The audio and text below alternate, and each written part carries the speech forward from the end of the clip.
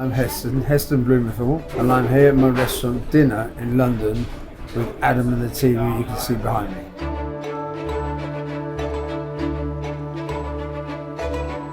In 1992, I had read a book written by an American guy called On Food and Cooking, The Science and Law of the Kitchen. And in that book, he said, he was talking about cooking steak, that browning the meat doesn't keep in the juices. That's like finding out Father Christmas isn't real.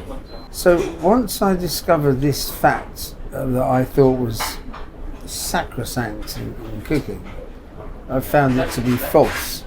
I thought, what other things have I been learning about that aren't real? So in the case of potatoes, I first looked at chips. The classic British fish and chips, chips are soggy. And I wondered why chips would go soggy. And while my mates are going out to the pub, and half a dozen pints of kebab, and if they're lucky they'll have some funny drunken punch-up or something. My problem was, how do you get a chip to be really light and fluffy on the inside and crispy on the outside? Got to get a life lesson, really. I had the idea of doing something with the roast potato. I'd had it in my head for a few years. I suppose I'd say my obsession began, like most other people's, Sunday roast. Still to this day, most people say it's either their mum's or their grandmother's potatoes are the best. So I had that growing up. I'd loved roast potatoes since I was a kid. When you make a roast, you've got your roast meat, green veg, carrots, could be cauliflower, whatever. All of those can basically be cooked in advance and let to sit for an hour or so you can put the potatoes in. So the potatoes don't wait for anyone. When they're ready, they're ready. So you have to make everything else be ready at the same time as the potato. Hi, my name's Adam. I'm the head chef here at Dinner by Heston. Today we're going through Heston's classic triple cook roasty. So obviously we start off with the most important ingredient, which is the potato. So we use Agria potatoes here in the restaurant. Well, they're a starchy potato, but they have a lower water content than other potatoes. And in the process, what we're trying to do is draw out as much moisture as possible and then end up having the really crispy potato. So if we start off with a potato that's got a lower water content, it's starting to do some of the job for us. We've just peeled the potatoes. As we peel them, we leave all the rough edges. We make sure not to round them off. We keep all these sharp edges because all the edges start to crack. That gets more oil in, and then they roast up and go extra crispy at the end. So all the little sharp edges are the best bit. So once we peel them, we're just going to cut them ready to boil. We don't want to cut the potatoes too small because in the process they're going to ruffle up the edges, and if we start too small you end up with a tiny potato at the end, so you need to kind of start a little bit bigger. So this is the kind of size we're looking for. I would say a kind of a medium sized potato. As you can see, they're all a roughly consistent size, which means that throughout the process we don't have some that are raw and some that are overcooked. So once we've got all the potatoes cut, the next stage is obviously the boiling. So we've got a pan here with just some cold water, and we've added salt into that, so it's quite heavily seasoned water. So we start the seasoning process of the potato right from the beginning. We just put those potatoes into the cold water with the salt, and now we're turning it onto a high heat. We want to bring it up to the boil as quickly as possible. Once they come up to the boil, we're just going to gently simmer them for about 15 to 20 minutes until they're almost falling apart. Every Christmas I get asked about Christmas dinner. So my answer is, don't try to do too many things. If you're having turkey, you can cook your turkey first, let it sit, it'll rest.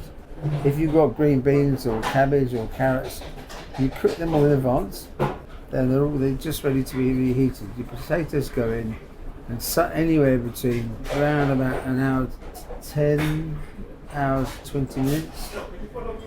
When you think they're ready, try and get a bit of gut strength and leave them in for 5 to 10 minutes after you want to take longer than you want to take them out. So then they come out, everything gets reheated. So everything's been built for the potato.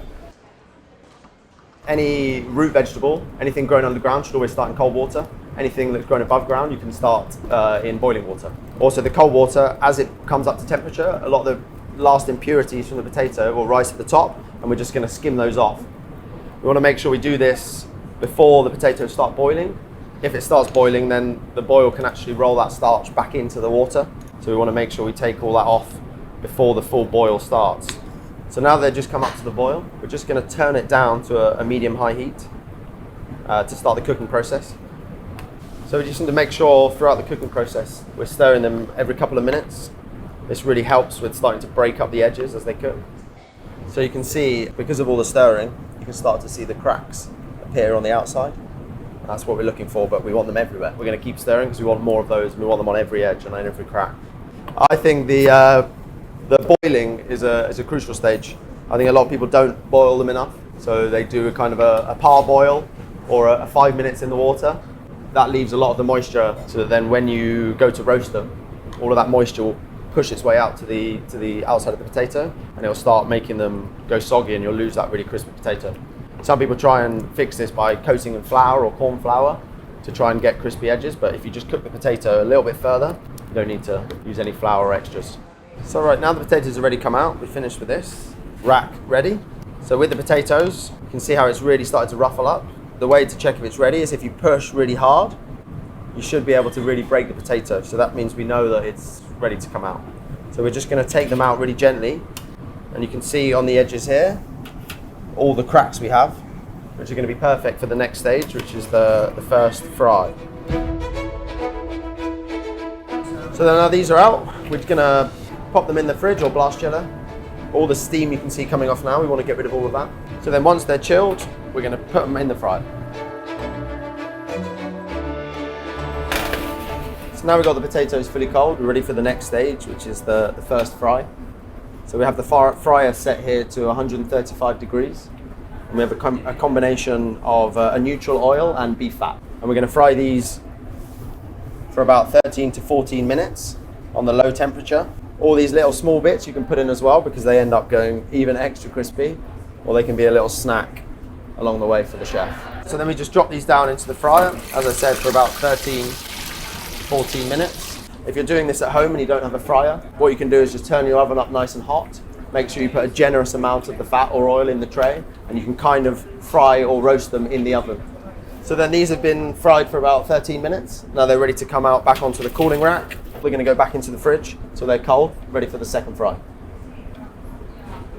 So now we have the potatoes fully cold after the second fry. All that moisture has come out, so we're ready for the final fry. So we've turned the fryer up to 185 degrees. And we're going to put the potatoes back into the fryer for the last final fry, just to get really, really crispy. And they take about 5 to 6 minutes.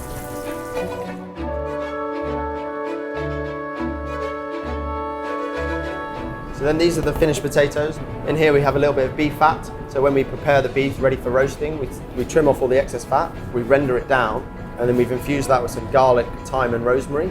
And then we're just going to drizzle that on the potatoes to finish. And that gives it that really nice roast herb potato flavour. Finish with a little bit of sea salt.